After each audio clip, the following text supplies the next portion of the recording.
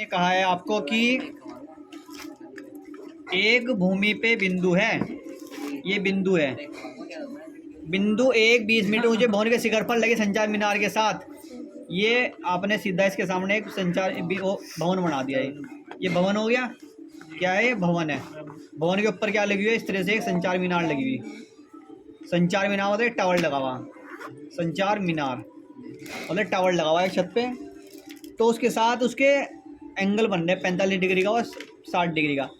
तल तल यहाँ होता है, नीचे ये टावर है तो उसका तल यहाँ होगा, छत पे लग रहा है तो तल से तो बना रहा हूँ 45 डिग्री का, और जिसका टॉप है ऊपर है उसके साथ बना रहा हूँ 60 डिग्री का।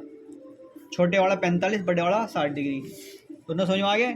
मीनार की ऊंचाई ज्ञात करो। भवन की ऊंचाई दे रखी उन्ना 20 मीटर है। भवन कितना ऊंचा है? यहाँ से यहाँ तक का 20 मीटर है। तो इसका नाम रख लो A B C और D।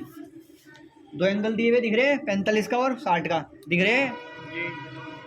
45 डिग्री का आपका उसका आधार से बना रहा था, इसके तल से, और शिखर का बना रहा हो 60 डिग्री। 45 क्या है सर? 45 एंगल है जो आधार से बन रहा हो, उसके तल से बन रहा हो, और जो शिखर का बन रहा हो 45 60 डिग्री हो गए। दोनों एंगल दिए। तो ये कहते हैं मीनार की ऊंचाई ज्ञात करो। इस तरह के क्वेश्चन में आपको ध्यान रखना कि पहले आप छोटे वाले कोण को लेंगे, फिर बड़े वाले को लेंगे।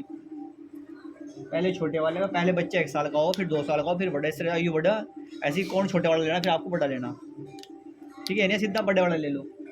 और छोटे वाले एंगल में भी ध्यान रखोगे, उसमें एक साइड आएगी, बड़े वाले 2 आएंगे। तो अब इसमें लेते हैं ABC में त्रिभुज ABC में ये कितना है? 45 10 45। ये क्या है? लंब, ये है आधार। ये तो निकालना, तो लंब बटे आधार, लंब बटे आधार ले लिया आपने। लंब कितना है? 20 डिग्री है, 20 मीटर है।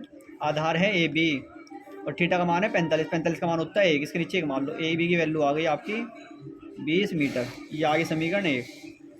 अब त्रिभुज लो ABD में, बड़े वाले में ले लो। त्रिभुज ABD में लंब बटे आधार, इसमें tan थीटा ले लेंगे क्योंकि ये साइड तो निकालनी है हमें। तो tan थीटा बराबर आ गया लंब बटे आधार। अब आप ध्यान रखिए tan थीटा का मान हो जाएगा 60 डिग्री।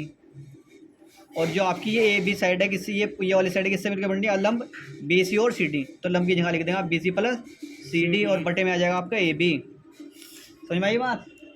BC और CD, और नीचे हो गई AB। तो BC कितनी है? BC है 20, और CD कितना है? संचार मीनार है। तो आप क्या करो, इसे ऐसे लिख लो। यहाँ लिख देंगे माना मीनार की ऊंचाई, साफ साफ लिख लो, वरना आप H मीटर हो गई। तो हम क्या लिख लिया? H लिख लिया। और AB की वैल्यू अभी निकाल लिया, यहाँ लिख दो 20। और tan 60 का मान कितना होता है? tan 60 का मान कितना होता है? अपनी बुक में जो टेबल है उसमें देख सकते हो। अगर पेपर में क्या करना, पेपर में तो पढ़ाई लेनी हुआ। ठीक है? हाँ, देख लो कैसे देखते हैं, मैं दिखा देता हूँ तुम्हें, देखना समझ लो। इसे पहले tan की वैल्यू देखेंगे, जैसे tan देखना है यहाँ से, और फिर यहाँ 60 है तो tan 60 का मान हो गया ये √3। tan 30 का 1/√3 होता है, और इसका √3 होता है। तो यहाँ रख लो आप √3, रख लिया ऐसे। इसकी मल्टीप्लाई यहाँ, तो 20√3 आ गया है, वो इधर आ जाएगा 20 प्लस H। तो ये H बराबर 20 इधर आ गया, माइनस का 20√3 माइनस 20 आ गया कॉमन, ये √3 - 1, ये आ गया आपकी ऊंचाई। सवाल ख़त्म। H में इतने मीटर आ गई। समझ गए? पहले आपको चित्र बनाना चाहिए। इसने कहा कि भूमि के बिंदु से, ये भूमि का बिंदु हुआ 20 मीटर, ये आपकी यहाँ से आते की ऊंचाई 20 मीटर ऊंचा भवन है।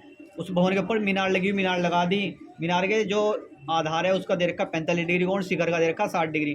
पहले आपने छोटे वाले में ले लिया, 45 का मान निकाल के AB आ गई, फिर tan 60 में ले लिया। इस तरह से उसकी वैल्यू रख के फिर दोबारा निकाल लेंगे। इस क्वेश्चन को दोबारा कर लेना। इसका